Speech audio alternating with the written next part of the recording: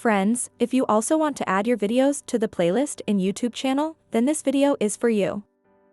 In this video, I will tell you step by step how to add your video to YouTube playlist. So let's start this video.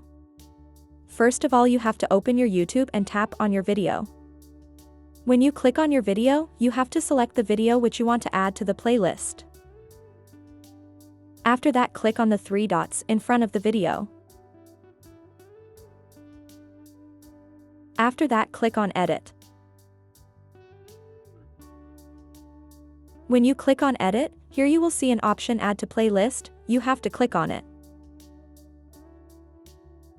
When you click on Auto Playlist, your created playlist will appear here.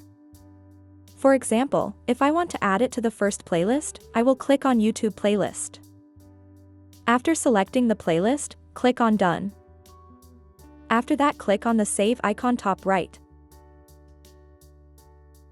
In this way, you can add any of your videos to any of your playlists. Now here, if we click on the playlist.